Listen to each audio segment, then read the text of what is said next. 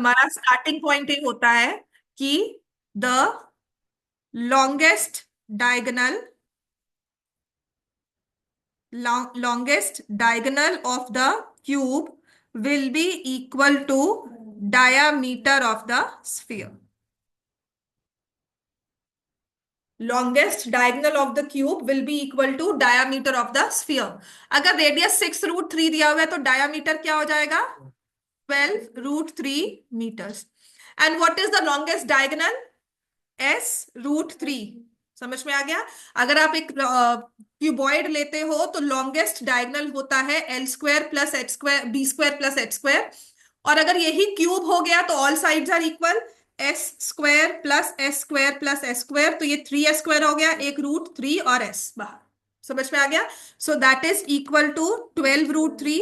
तो हमारे पास साइड कितनी आ गई? 12 सेंटीमीटर। तो side of the cube is 12 centimeter. Now, if they ask us to find the volume, that will be 12 cube, which is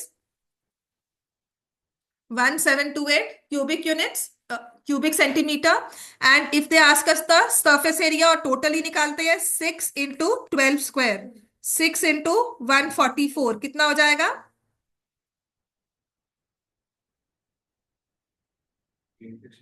864। क्या ये तुम्हें 8th में करवाया हुआ है? लॉन्गेस्ट डायगोनल 9th में करवाते थे पर वो डिलीट हो चुका है। 9th में आपको ना 8th में करवाया था क्यूबॉइड, क्यूब, सिलेंडर। 8th की बुक उठाना, ठीक है? करवाया हुआ है। लॉन्गेस्ट डायगोनल नहीं करवाया, बट नाउ बिकॉज 10th में इट्स कॉम्बिनेशन ऑफ सॉलिड्स, तो ये आएगा ही, क्योंकि आपके पास क्यूब्स भी हैं और आपकी उसमें दिया भी हो, एग्जाम्पलर में क्वेश्चन भी दिया है। दूसरी चीज है, फिर हमें 9th में ना सारे सॉलिड्स हुआ करते थे। We had cuboid, cube, and then cone, hemisphere, sphere, cylinder, उन सबके मिक्स क्वेश्चंस, मतलब सरफेस एरिया जितना मर्जी करते रहो, 9th का खत्म होने वाला नहीं था।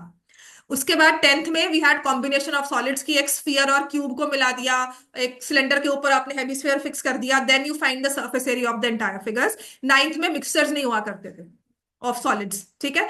बट अब क्या हुआ, 9th में उन्होंने रख दिया कोन एंड हेमिस्फीयर कि सिलेंडर तक करके आए हो रिड्यूस सिलेबस में, और इसके बाद 10th में यू हैव एवरीथिंग।